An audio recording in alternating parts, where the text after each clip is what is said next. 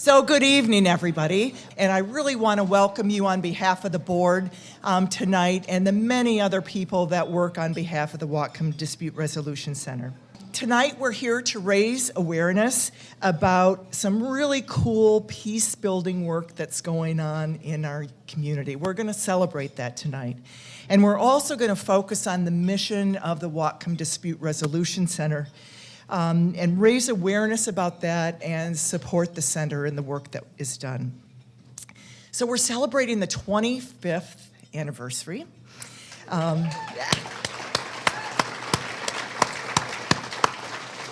One of the things I love about these events is that I get to meet so many people that have been part of the center at different points in its history. And so thank you for introducing yourself to me and to tell me what your role has been over that time. So our vision is important. It's as important now as it has ever been, possibly. And that is that Whatcom County be a community in which people approach conflict in creative and healthy ways. I emphasize the approach conflict because in my career in university administration and work in communities, too often people shy away from conflict. They feel intimidated, they're stymied, their careers are stalled and so forth. The work that we do at the Whatcom Dispute Resolution Center lets people have the skills and the understanding that they can approach conflict. It's never that easy, but approaching it, building skills so that conflicts can be resolved in the long term. So this is an anniversary. So let's take an opportunity to recognize some milestones, the kind of work that we're doing on a monthly, daily, annual basis at the DRC. So success breeds success. More people than ever are turning to us for support to build their skills and to assist them in approaching and resolving conflict. In fact, so far this year alone, almost 3,000 people in our community have taken our trainings in mediation, anti-bullying, parent-teacher, child relations, restorative justice. We have a lot of training going on in various sectors of this community, and we thank all of our partners in particular who have been part of that. Almost 600 people have participated in mediation, in which individuals locked in conflict work with a skilled mediator who walks them through an established but yet really personalized process to resolve conflicts. And we've provided nearly 500 hours of supervised visitation so that kids who wouldn't otherwise be able to see their non-custodial parents are able to spend time with them. And finally, I have a little bit of an announcement, but only half an announcement, is that we're going to be moving out of our current facility. We've outgrown it. We need to better a facility that'll better serve our clients. And so we're looking for one. We have a number of opportunities that we're seriously considering. We're not yet at a point where we're going to be able to announce what that is. So watch the newsletter, watch for announcements, we hope before the end of the year. So that's some pretty exciting news for another milestone in the history of the Whatcom Dispute Resolution Center. So one other thing I want to mention, some of you may actually already know this, it's kind of a milestone. It's definitely a big deal, something we're really proud of, and that is that Moonwater won the 2018 Businesswoman of the Year Award.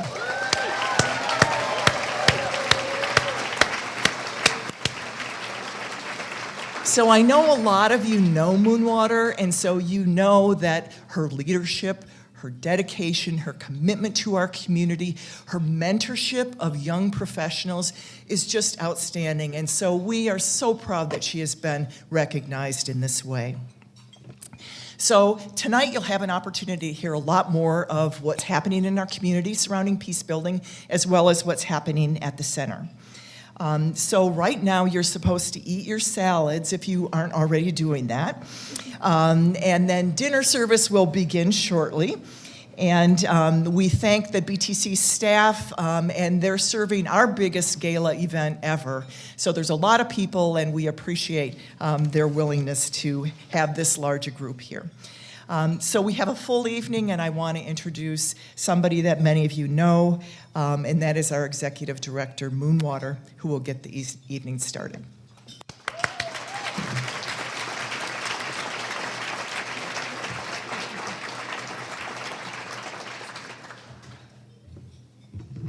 Good evening, everyone.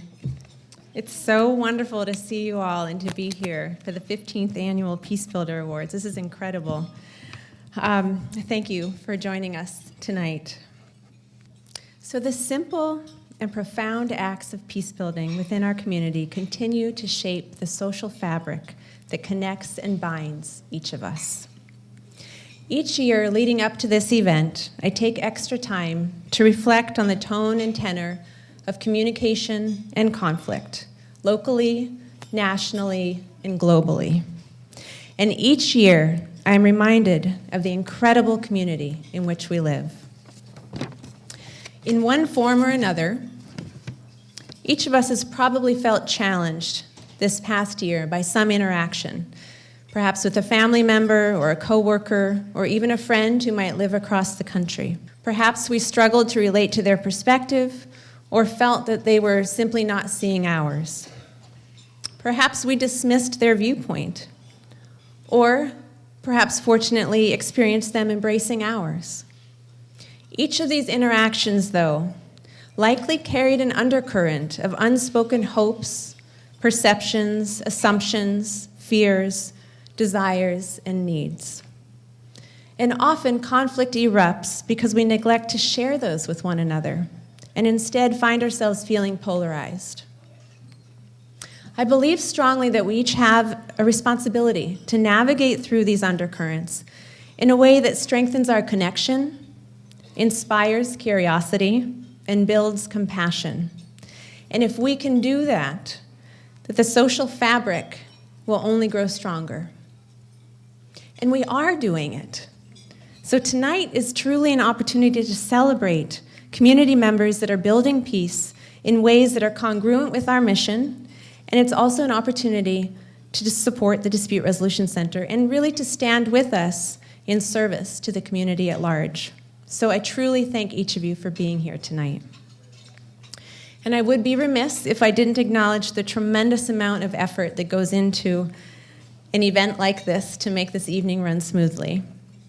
So first and foremost, I'd like to acknowledge our board members and advisory board members, and if they would be willing to stand, I would appreciate that, and we could celebrate them. Maybe I'll read their names so we can give them some applause. Catherine Reardon, Andrew Olive, Tim Schermetzler, Christian Christensen, Amy Rydell, Olivia Jelinski, Morgan Cecilia, Kirsten Dricky, Stephen Gockley, advisory board members, David Dahl, David Grant, Mary Sass, Carlton Nathan, Marion Exall, Carla Hall, Phil Montgomery, Leon Henley, and Masa Delara. Thank you for your leadership.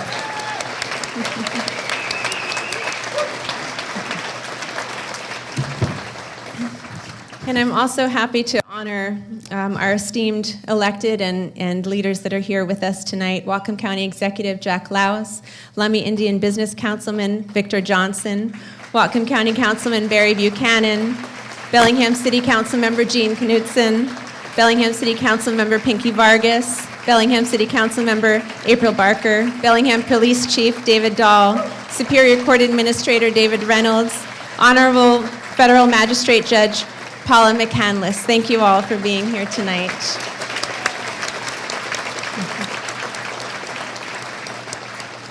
And this evening wouldn't be possible without the support of our sponsors, and a giant thank you to our presenting sponsor this evening, People's Bank. Thank you for your commitment to our community.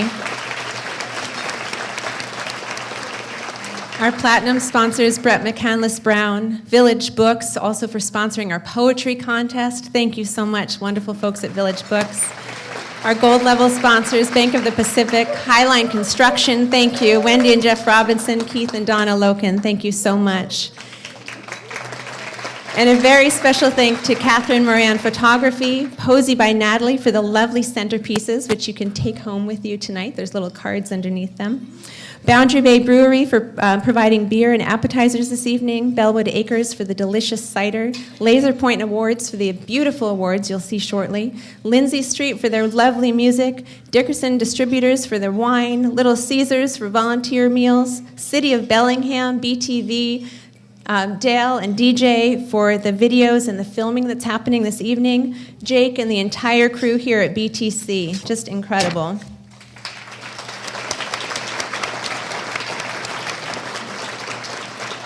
And a very special thank you to my amazing staff and volunteers that have helped with this event. If my staff members that are here could wave, let people know who you are.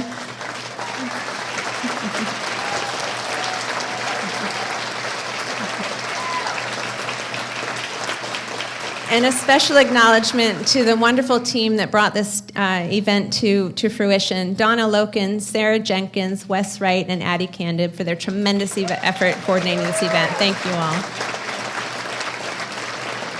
What a special night this is.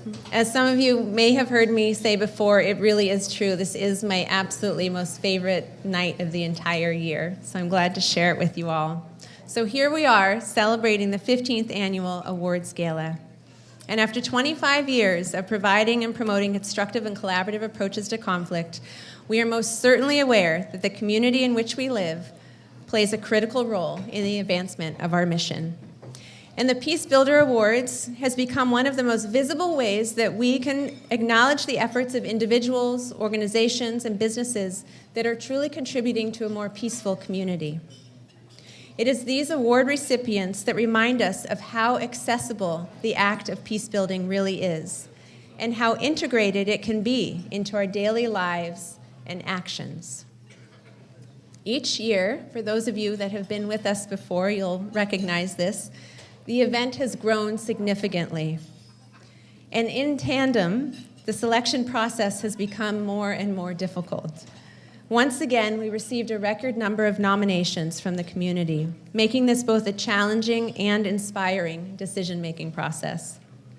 Our board of directors grappled with determining who we would be able to recognize and which peace builders most closely and most creatively embodied our vision, mission, and values. But before we begin with those awards, I also want to acknowledge that we are celebrating the 5th annual Youth Poetry Contest. Yes. So open to students in grades K through 12, we invited young people to submit poems about peace or other aspects of conflict resolution.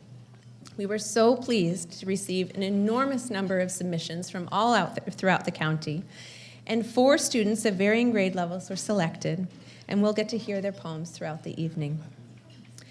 I also want to just again acknowledge the City of Bellingham and the crew at BTV for the sponsorship and efforts to create the videos about our award recipients this evening. And now it's time for our Peace Builder Awards. Are you ready? Yes. Okay. So I think we will begin with our first award. And this evening, this first award is going to be given to the Downtown Bellingham Partnership. Sometimes peace building takes the form of collaboration, and sometimes it takes the form of inspiring compassion and kindness. Our first recipient has truly done both. We are so pleased tonight to recognize the nonprofit Downtown Bellingham Partnership. And I'm hoping, yes, I'm hoping that Alice Clark can make her way down to the stage. So Alice, if you can join me up here, and we will all watch with Alice as we learn more about the efforts of the partnership. Thank you. My name is Alice Clark. I'm the executive director of the Downtown Bellingham Partnership. One of the projects that we're working on right now is, there's 2 that are kind of the big ones. One is related to Main Street, which is a kind of, in a way, kind of looking at what is the brand, what is the theme of Bellingham, and helping us kind of do projects and events and economic development initiatives that are in alignment with that. The other thing is we're working with the city to do a retail strategy downtown. It's more consciously curating your downtown and trying to figure out what is the right retail mix for these areas and how can they complement each other. So those are two kind of big things we're working on. Like we could co-create our future, basically. There's a lot of things that happen throughout the year too, seasonally, with events and collaborations. Downtown Sounds, the Commercial Street Night Market are kind of our big ones right now. I think that's what community building is really about, is like doing things like that that actually bring people together. Anytime you can do that, get people out of their houses, out of whatever they're doing, and onto the street together, I think you're going to help build peace downtown. The Be Kind campaign started last year. It actually happened pretty soon after the election, truthfully. We were sitting around our staff table and we were talking about a recent incident, someone accosting someone of color. We were just like, oh, this is heartbreaking if this is happening. And is there something that we could do? Is there something that we could do amongst ourselves as a staff to counter that? Within the week, we had just created what the campaign was going to say and how we were going to get it out there, and started letting people know that we had it. And people were so grateful. They were just like, wow. So it came from that feeling of like, there's a lot we can't control, but how do we do something that we could counter some of the negativity that's happening? And I think we began to see ourselves in a different light. I think we were kind of like, we're event producers, we're, all these different things we do, but then we're like, wait a minute, we're actual possibly culture changers. And I don't think we really had thought about that before. It's been a really great thing, and I'm really happy that we recognize that and have the ability to do that. It's a pretty powerful tool to have.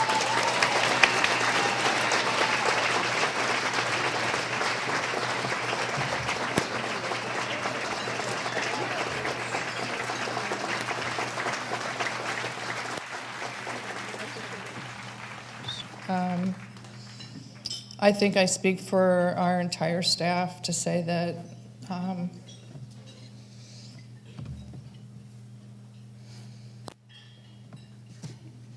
it's really an honor and a privilege to work downtown. There's a lot of challenges down there, and to be able to bring a positive light and to really counter negativity and hate is a really big deal. And I've been blessed to go to work every day in this job and work with that community. And I know that my staff feels the same way. I don't mean to get teary, but it's a really big deal considering what's going on in the world today. So thank you. I appreciate it.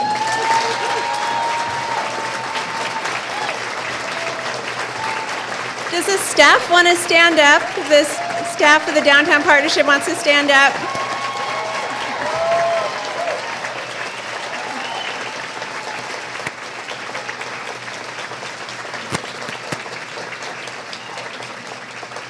Congratulations. Congratulations. Well deserved. So our next Peace Builder Award recipient we will honor here momentarily. And it's probably true to say that we're often not in our best state at the doctor's office. And in fact, some of those points in time, honestly, can reflect life's most challenging and difficult experiences. So to be able to sit with a teenager and their family during this time and to offer a genuine, caring, listening ear and extend a willingness to walk through these crises, these moments in time with them, is truly demonstrative of a peace builder. So would Karen Aislinn please join me up here as we learn more about her work?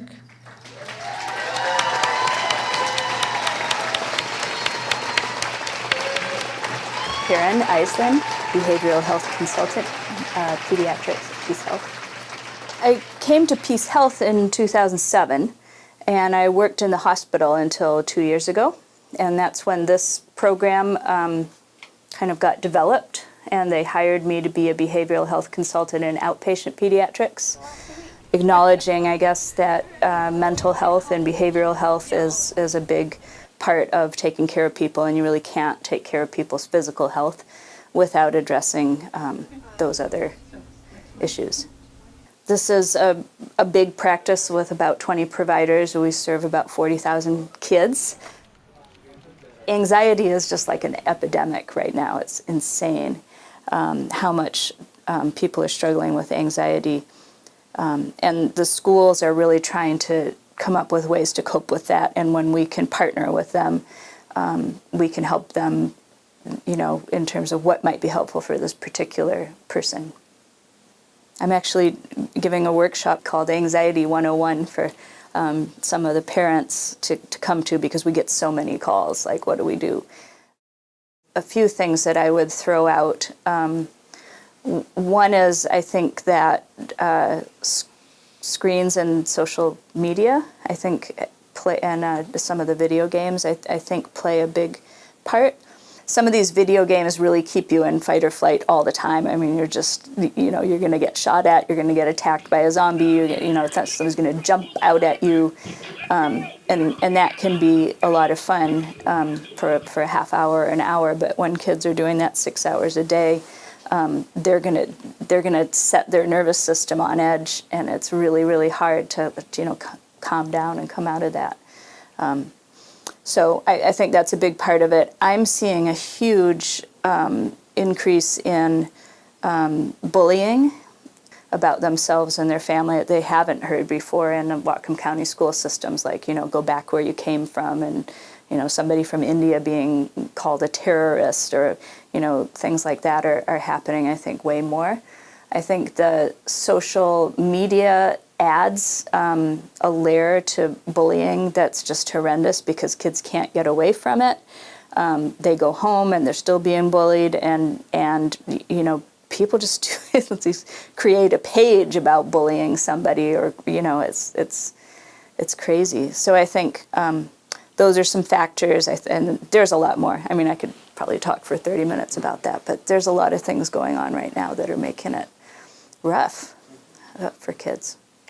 I think that, especially in families where there are teenagers, again, I think parents sometimes don't realize how important they still are, maybe because they're not getting the response that they expect, or because their young person is maybe reaching out more to their friend circle, and maybe not coming to their parent as much as they used to.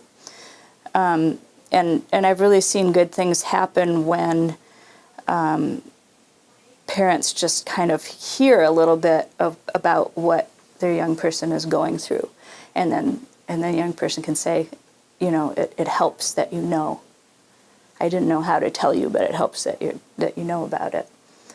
30 years I've really been doing mental health for that long now, and I feel like just connecting with people and feeling like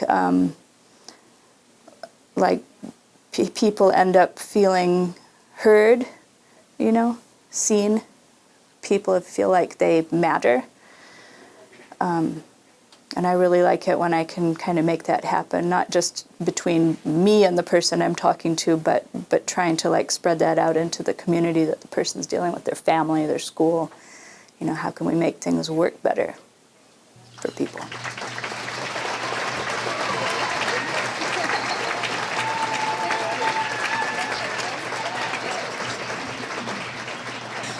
It's really an honor and a joy to be here, and it is an honor and a joy to work at Peace Health Pediatrics.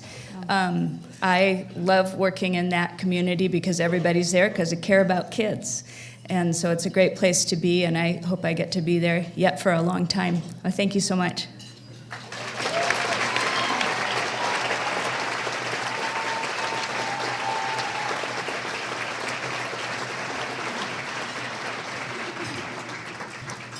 Congratulations, Karen. So now, this evening, we have the opportunity to hear from our first poet and our youngest poet. Sylvan is going to join us, and he's actually 6 years old. He's about to turn 7, which is very exciting. Sylvan, will you come join me up on stage so we can hear your poem?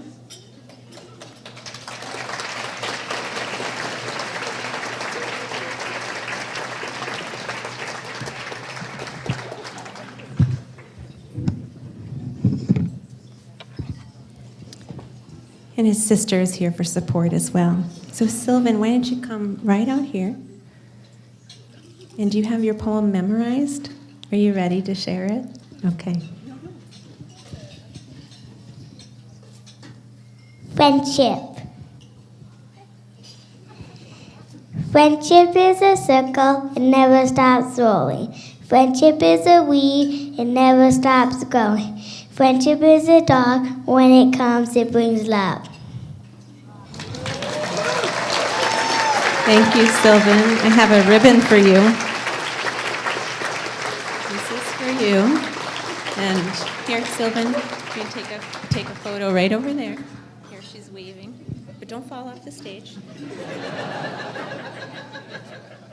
And Sylvan and the other poets are also going to read their poems at Village Books with the evening poetry reading on December 6th as well. So come to Village Books and support them there too. Congratulations, Sylvan. Thank you. Wonderful job. Okay, we have another wonderful award recipient to honor this evening. Creating connections, linking youth and families to resources, promoting inclusion, and inviting partnerships. Each of these actions represents a component of the peace-building work of our next honoree. Each day, she is helping youth build skills they need to navigate through conflict and make healthy choices moving forward. We are so pleased to recognize a wonderful public servant this evening, Stephanie Lewis. Stephanie, will you please join me up here? And we'll learn more about her work as well. My name is Stephanie Lewis. I'm the Community Programs Coordinator for Whatcom County Juvenile Court. In Whatcom County, Community Links is specifically for our youth that are deemed low risk to reoffend. Different counties offer Community Links, but it's called something else, really kind of hitting on what services are available and the needs of the community. Parent and guardian involvement or support throughout the program is a must. We utilize accountability, competency, without compromising community safety while working with youth and their families. Community Links kind of fits in there with that competency piece. It holds youth accountable by kind of giving back to the community, by showing up, working through their issues, hearing about services, but really building those skills and introducing the families to resources in the community. The program's all about participation. So if they want credit for coming to Community Links, they've got to participate. And we provide some activities that are specifically revolved around conflict, revolved around listening first. I admire so many things about the clients that we serve. The willingness and the openness to show up, for one. I mean, it's a task. I mean, you've got to take time off of work. You've got to find sitters. You've got to make other arrangements. The commitment to come in and really support their young person, and the young person coming in with, a fairly good attitude. It really promotes collaboration amongst parents and youth, or guardians and youth. There's not one single person that can address every person's issue. They're all different reasons. They're all different behaviors. With the inclusion of so many different community agencies, we're able to give everyone a little taste of all of these opportunities to make improvements. Great things can happen, and people can discover, they're worthy of a lot of things, and they're capable of making changes and just because they're involved in the system today doesn't mean that they'll always be involved in the system. I just want to say thank you. Oftentimes, I think in the line of work that we do, there's not always daily recognition for the work and the effort that you put in. So it's a really big honor to even be nominated to receive a reward or an award. Sorry, I'm nervous. But honestly, the Community Links program has everything to do with the volunteers that are involved. If it weren't for them, we wouldn't have Community Links. So thank you.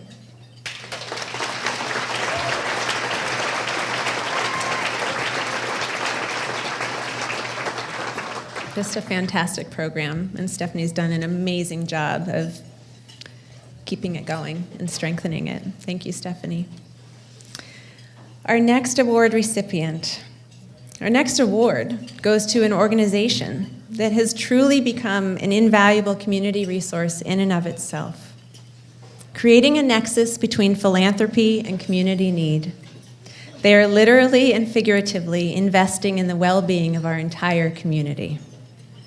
Project Neighborly, with its quest to create connections, inspire curiosity, and invite creative approaches to neighborliness, is one incredible example of how the Whatcom Community Foundation is helping to build peace throughout Whatcom County.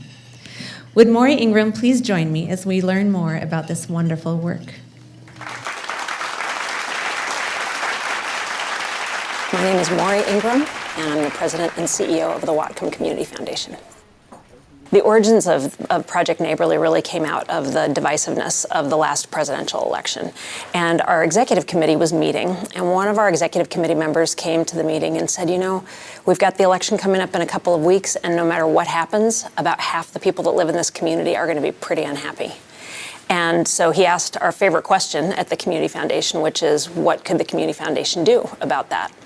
And so we spent a little time thinking about that question and came up with the idea of really asking everybody in Whatcom County, not just the nonprofit organizations who always come up with great ideas, but really everybody who's just walking around the streets and fields of Whatcom County, to think about what they could do to make this a safer, kinder, more neighborly place to be for everybody. We weren't sure when we invited the applications whether people would tackle contentious issues, whether they would start with some really basic opportunities to get to know their neighbors, and we got a little bit of everything, which was great. One example is in the South Fork Valley. They created a series called Know Your Neighbor, and they invited panels of people. They did 5 or 6 events and invited diverse groups of folks that live in the South Fork to come and just talk a little bit about life and life for them in the community. And what was so great about it is that we're all a bit curious, but often we're uncomfortable asking questions about what somebody's life is like. What's it like to be a programmer that works for a company that's maybe based in Seattle, but you live in the middle of a rural area in Whatcom County? Or what's it like to be a farmer in the 21st century? And the connections that neighbors have been able to make out there as a result has been incredible. We had more than 60 applications, and we were able to fund about half of those. One of my favorites is the very smallest grant that we funded, and it was for $362.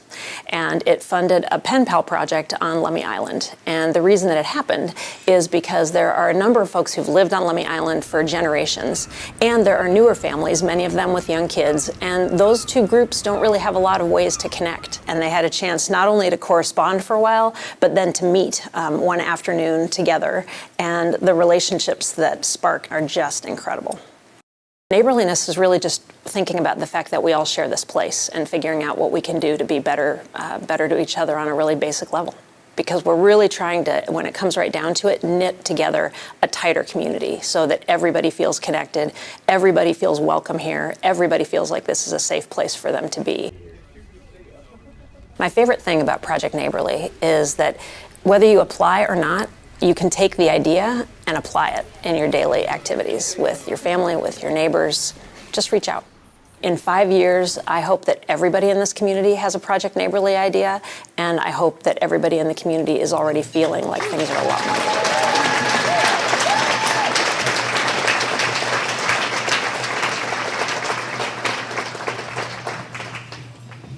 really wish I had asked Sylvan and his sister to be up here with me. It's a special treat to see your head that big. I just want to say thank you on behalf of the board of directors and the staff of the Community Foundation. And really, the Community Foundation, or I should say Project Neighborly, was an idea. And what really made it compelling and meaningful was everybody in the community, all of the neighbors who actually took action. So thanks to all of you. There are many participants and applicants in the room, and we're just grateful to be here doing this work with everybody in the community, particularly the DRC. Thank you.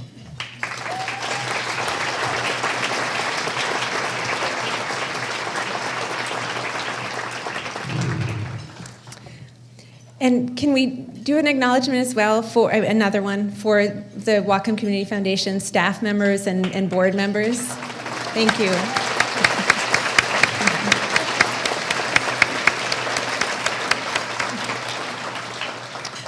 Okay, are you ready for another poem? Wonderful. Well, it is my absolute honor to invite Kate up here. Kate Rosser, would you please join me up on stage to read your poem, Between Two Trees? And Kate is in the 6th grade at Colshan Middle School. I hope I have that right. And her poem was selected for its themes and vivid images of emotion and connection. I have a feeling that all of us can probably relate to Kate's poem.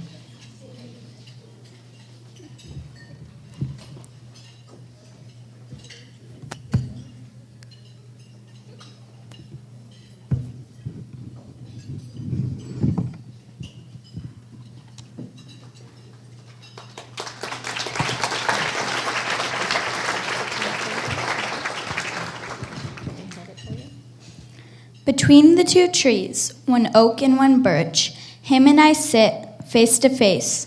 We gaze and gaze, we scream and cry, we yell and fight, we hug and kiss.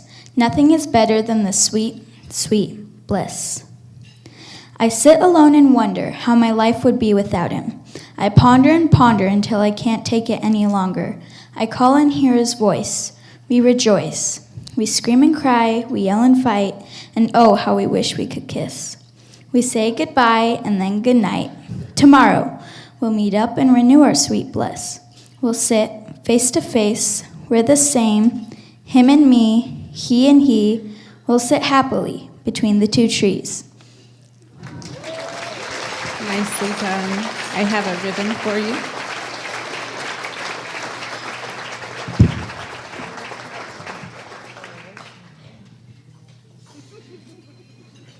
Congratulations, Kate. Lovely job reading your poem. Keep writing. So our next award speaks to the power of opening dialogue and the challenging work of collaboration. Sometimes building peace is about building trust and taking those first remarkable steps to start on a path together. The Lummi Nation and the Whatcom family farmers have started on that very path with the Portage Bay Partnership. Would Lummi Tribal Council member Victor Johnson and Rich Apple please join me up on stage as we learn more about the Portage Bay Partnership? Holman Summersnap, Tim Ballou, Chairman for the Lummi Nation. Top responsibility for the council is protecting the treaty rights for the Lummi people. The treaty rights have definitely shaped this great land of ours, the United States, the state of Washington, and the ancestral territories that we come from. And a big part of that is our first foods, the things that we go out and harvest and bring to the table. And a key staple for our people since time immemorial were shellfish. Our elders would say that when the tide is out, the table is set. And unfortunately, those words haven't rung true for this last few years and to the decade of mid-90s through the early 2000s. We could see the progression going back up of fecal coliform contaminating Portage Bay, and unfortunately it's reached the level and stayed at the level that they've been closed for the last 2 to 3 years. And it's a great problem, it's a terrible problem that needs to be addressed. Rich Apple, and I operate and work on Apple Brothers Dairy, which is part of Apple Farms. Portage Bay is at the outflow of the Nooksack River in the bay in Bellingham, and it's a shellfish bed out there, and those shellfish beds remain open if the water quality is good enough to keep them open and is tested regularly. And there was a period of time where the dairies were a major contributing factor to the closure of those beds, and then there was the Dairy Nutrient Management Act came into play, and farms came under a new level of scrutiny, and there was more awareness, I think, too, just of pollution in general and dairy pollution. And I think that that changed the game, and water quality improved significantly over a number of years. And there was, big celebration when those shellfish beds were opened again, and we thought that we were on our way. I don't think we thought that that would reoccur. And then in the last couple of years, starting in about 2014, we started seeing the bacterial counts rise in Portage Bay. If water quality falls below a certain point, they're not going to be shellfish beds. And as farmers, I think we can really, relate to the tribe as well as anybody, in that if somebody told me that I couldn't farm half of my land, I wouldn't be very happy either. We definitely did know that it had to be some sort of conversation between the agricultural community and the tribe. And one potential, and probably a potential action could have been legal action. It definitely could have been some sort of protracted litigation between the tribe and the agricultural community. They were intending on suing some of the dairy farmers. And at that point, we said, we think there's a better way. And we started having conversations with them. And there was a point where we kind of hit a stalemate. And then Chairman Tim Ballou suggested a partnership, that we would have a partnership and that we would work together. And so that was, I think, from my perspective, it was bold for him to do that. I think it was the right thing to do. And at that point, we kind of designated 4 farmers and 4 Lummi Business Council members to form an 8-person group that would then start to work out what would that partnership look like. I look at the Portage Bay Partnership as a commitment on both sides to identifying sources of contamination and applying best practices to changes, and those will be tailored to each facility, to each signatory, and really not pointing blame at any of the signatories, but it's really everybody taking a hard look at what could be improved, what could be done to address the bigger issue of water contamination. The issues were hard, and things needed to be talked about, but relationally, I think it was very good. And I think it was, for the most part, we did it respectfully, and we didn't. It was not hard meetings to go to.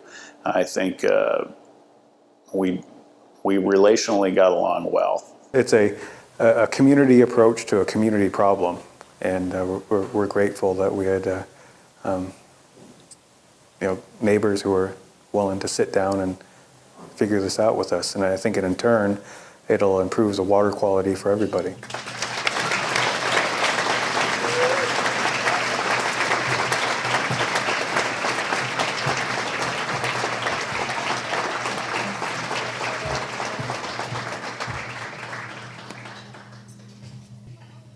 I just wanted to say thanks to everybody, and thanks to the Dispute Resolution Center, Whatcom County Farms.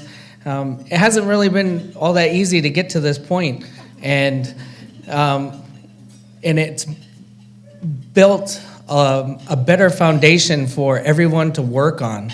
And I think if everyone had an opportunity to see the good work that has come out so far of this Portage Bay Partnership, it would be, the world would be a lot better place. Yeah.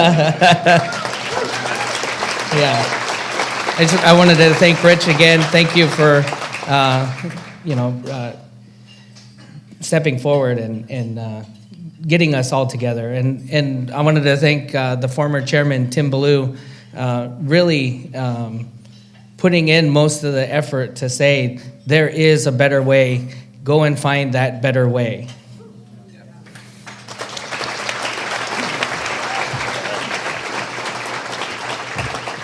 I would echo everything that Victor has said, and I would also like to thank Tim and the four members from the Lummi side, Steve and Travis Brocky and Tim. And it was a real opportunity too, and I think we're not done, and we're continuing to work. So thanks for the award. It's amazing. There isn't really an end to peace building. It's a process, right? So what an amazing example of that process. Absolutely amazing example. Sometimes building peace is about building community. The work of nurturing an environment in which our youth can thrive takes compassion, respect, partnership, and belief in what's possible. Our next award recipient believes in our youth. She strives to build relationships, reduce barriers, and empower our young people to not only believe in their own gifts and capabilities, but to be given the opportunity to shine. So please join me in honoring Lindsey Karras, and let's watch about her work tonight. My name is Lindsey Karras, and I'm the Resident Services Coordinator at Sterling Meadows, which is a property of Mercy Housing Northwest. We house 51 families, and we have about 215 residents here, and it's for specified farm working families. And a lot of our families come from other countries, and the parents aren't necessarily educated in our system, and so navigating the school system is a little difficult for our families. And again, we've had great strides with the Bellingham Public Schools in creating liaisons for those families. But a lot of these kids are first-generation students through our systems. So I think there are many ways to go around solving conflict in creative ways, and I think me is really blessed. We're blessed in that area to have so many different opportunities to partner and collaborate. We work really closely with the school district, with the police department, with the public library system, with Goodwill, and all, different banks. We do programming here not only in education, but in community, health and wellness, financial literacy, and housing stability. So we're able to do things like run a mobile clinic here in conjunction with CMAR, where our families are able to get their preventative care needs met at their housing complex once a month. And that's just one example of all the partnerships. We really do have a plethora of great work that's being done in the community, and I feel like, especially here, if there's someone you want to partner with or something that you want to do, the answer is always yes. It just depends on how it's yes. When I started here 10 years ago, for many years we didn't have any students graduating from high school, and that was for a myriad of reasons. Gang involvement was one of them, but also there was a lack of a migrant program. So students who moved down to Mexico for a couple months every year would lose their high school credit. And so the school district has really stepped up their support of our families and the students in school, and we met that need here with our programs. And we have a really kind of fluid motion between home and school here, so we actually have access to our kids' grades and attendance and behavior. And what we're able to do with that is really see how kids are doing in school and support them in that.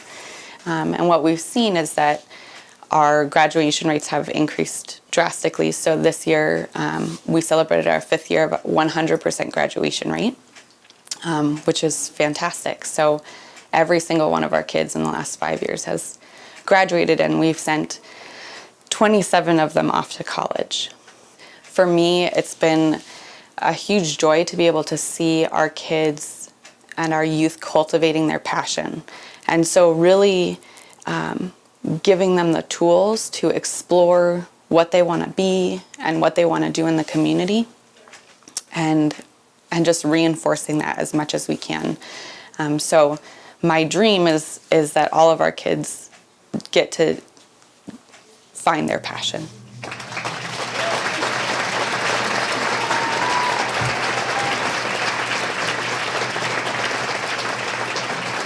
It's such an honor. One of my table mates just said, this is a really good year. So to be up here amongst all the others who have been nominated is a huge honor, so thank you. I think that this year has been very hard for our families with this new climate, and so I really thank everyone who wraps around them. And supports them through this, and supports our students in furthering their, like I said, their passions and their careers and what they want to do. I couldn't hope for a better community to be part of in collaboration and support. So thank you so much.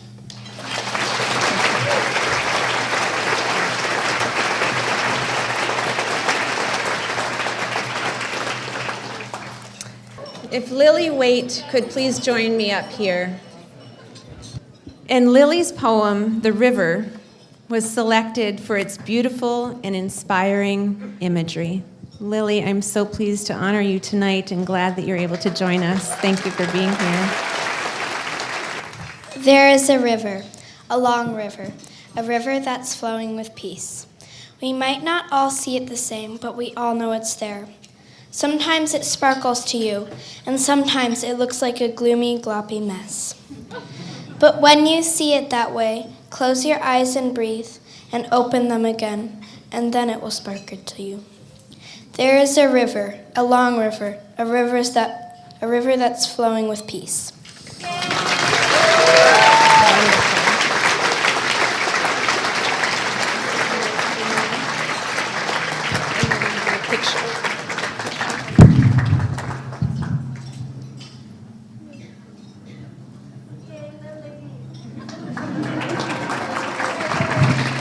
Thank you, Lily. These next award recipients are walking the walk, literally. Canvassing the streets to connect with the homeless, they are focused on building relationships and trust, and connecting our community's most vulnerable with the resources they need. They're doing this work with the utmost respect, compassion, and kindness. The homeless outreach team members are truly deserving peace builders. No matter who you talk to, I must say, they'll also tell you that Kate Robertson, the program manager, was instrumental in building this team. So would Kate please join me to receive this award on behalf of the Opportunity Council, and will you join with me as we learn more?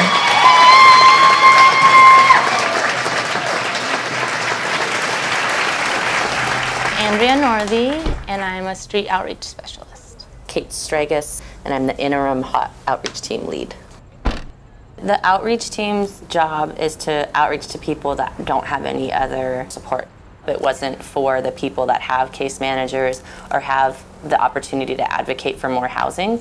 It was for people that have literally nobody, who aren't connecting with any services in the communities.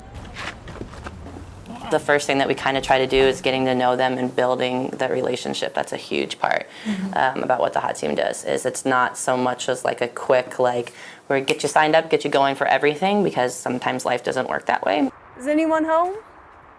It's Kate and Teresa with Outreach. Anyone here? Conditions in the camps really vary. You know, it depends. You've got some folks who will pack up every night and then they don't leave any trace, and you don't even know that they're camping, to other camps that are really established. You know, I think the key is just, it's going to be a slow build of a relationship, and it's going to be listening to what she's saying underneath. I don't know, it'd be nice. Yeah. Because I haven't had my own place for a long time. We really try to be well known to the community. We give our number out to anyone, tell us to call whenever they see us driving around town. Like Kate said, we meet them on the streets. We go into their camps. We really help people. We're one of the few agencies that can transport people too, which is vital. So, we help take people to appointments. And businesses really know us too. Like, they'll call us when there's someone sleeping in their doorway. They're like, I don't want to call the police. They're not doing anything criminal, but like I don't feel comfortable talking to them, so they'll call us. And businesses, community members, a lot of people call us every day. So the HOT team does lots of intakes. They do them in hospital beds. They do them, in detox. They do them at the jail. They do them everywhere. It's really phenomenal. And it's funny because the standards for what those forms need to be is very specific, especially because our data heads at work are like really particular. But I just can't believe, like on the side of the road somewhere, like literally in a ditch with somebody, they're filling paperwork out correctly how the state and the federal government needs it to be met out. And it's pretty interesting how they can do that. I can kind of tell you like an average day. So every morning we start at 7 a.m. and we get a pumper pot full of coffee donated by Black Drop, and we go wake people up in doorways with coffee because there's a sitting and lying ordinance downtown in the corridor. So if they're in a doorway after 7 a.m., they can be ticketed.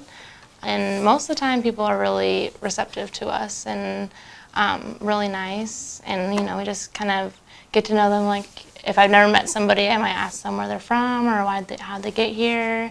Really share their trauma a lot with us and their hopes, what they want for the future. And we're kind of that support. I can't fix homelessness, but I can maybe try to make their life a little bit easier.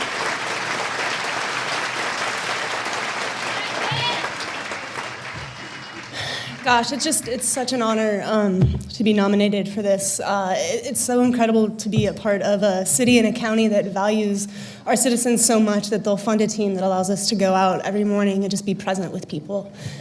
So we just, as a team, want to just thank Bellingham and Whatcom County for allowing us to do this work, and just for all the collaborations and community partners that really allow us to connect folks with the services that are needed. It's just been incredible to watch the community really step up, both social services, just individuals in the community. It's such a privilege to be a part of this. And to the team, Teresa, Andrea, Connor, you all show up every single day and you bring your full selves and really embody what it means to love. And it's just such a privilege to work with you all. So thank you so much for this.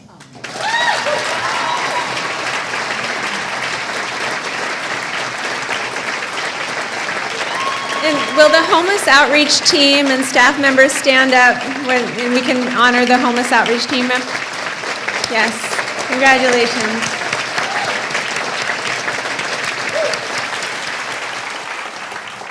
So our last poet of the evening is Jessica.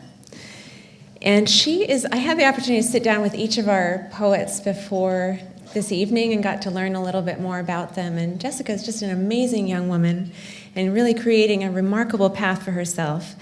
And her poem was selected for the way in which she captured the ubiquitous nature of peace. And so Jessica, would you join me up here, please, on stage to read your poem, Roots?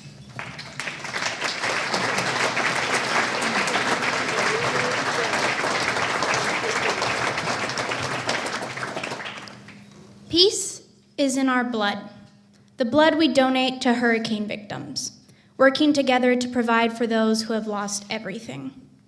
Peace is in our hands, the hands we stretch to bring stray animals home who have felt unkind palms before. Peace is in our voice, the voice we raise in protest to the injustice faced by those in our community, getting louder and louder with the strength in our solidarity. Peace is in our eyes, the eyes that shed tears when we hear of the children in the East that we have lost, covered in a blanket of hatred and war. Peace is in the way my hair curls, similar to that of my ancestors, the people of Mais, who cherished the earth and harnessed its nutrients to sustain our people, their skin glowing under the beating sunlight.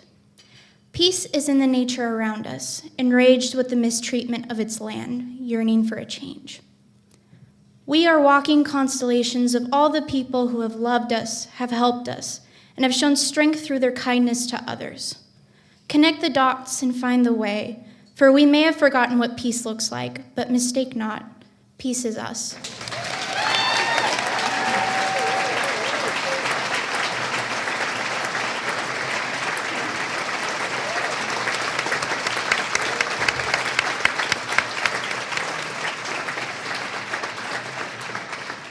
I'm pleased to draw your attention to our last award recipient of the evening.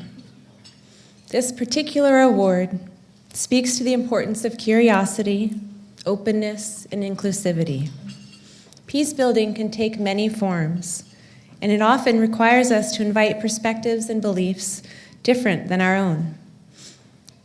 Would Father Josh and Nadim Israr please join me as we take a moment to learn more about the Bridge Builders Group?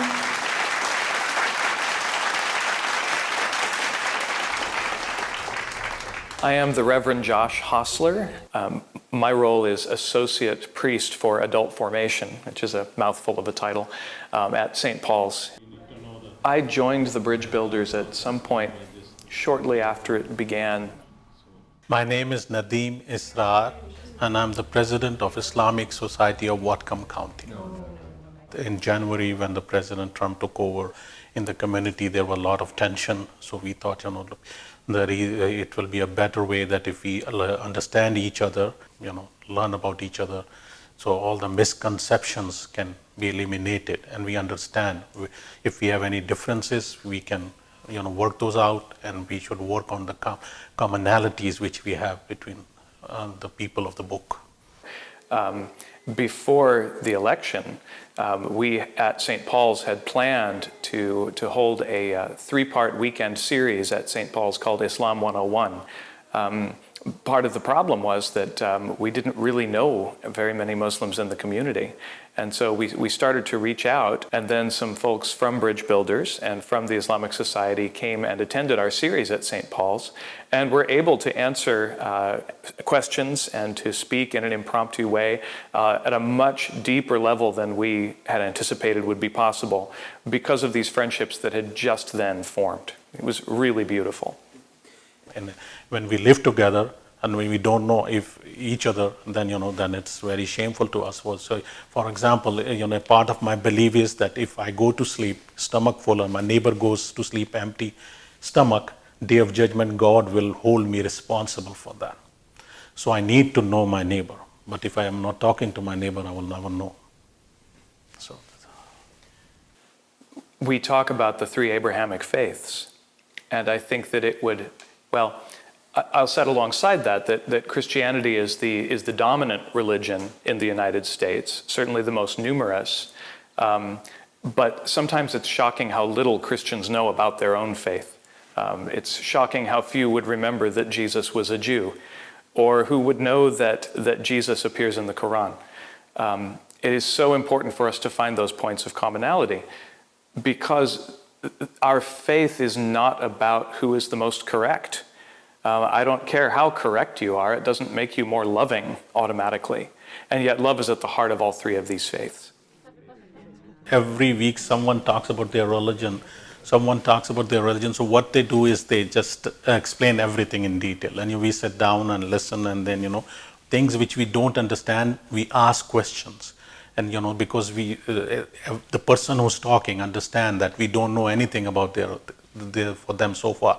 So there is no question which will be an offensive question. I'll admit, I have questions that I'm still sitting on, that I'm holding back on, because I think you have to tend that ground of friendship first sometimes. Some of the questions are harder, and the trust comes through believing that this friendship is worth taking the time. If there are harder questions, they will come. Short term is that, bring as many people to our group as possible. So then, so we could bring the whole community of people, group of people who live in Whatcom County, and then, to learn about each other.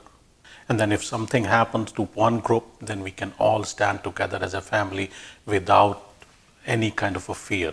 Just like family, you don't need a reason to stand up with, because it's a family, you stand up with them. So this is the short and long-term goal, as I understand. I would say the same as Nadim. Very similarly, I feel that it's our differences that make us interesting to one another. And I don't need to believe the same things as you do to have a relationship with you, to have a friendship. And I hope that Bridge Builders will continue to do that and will continue to grow. Of course, we may need a larger meeting space, but we'll figure that out when the time comes.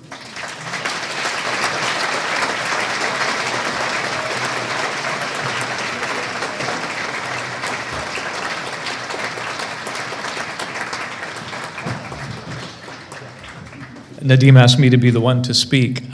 Thank you, first of all, Moonwater and Addie and Wes and all those who worked with us on this. I also just want to thank all the other award winners for all the various work that you're doing in the community. Thank you so much.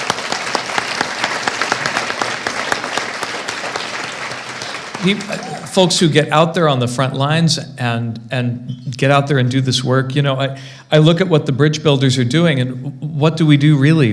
It doesn't take a lot of heavy lifting to build bridges. We just get a little curious and decide to be able to admit that we don't know everything and that we're still learning and that there's value in just knowing one another.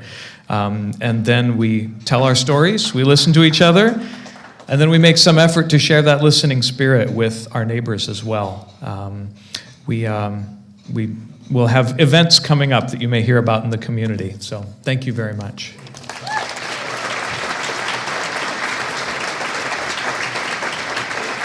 And there are other members of the Bridge Builders group here tonight. If they can stand, and can we recognize the other bridge builders in the room?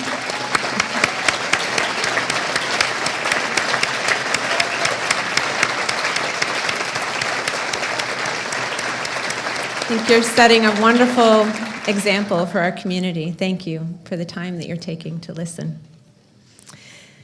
Can we have a round of applause for all of our award recipients?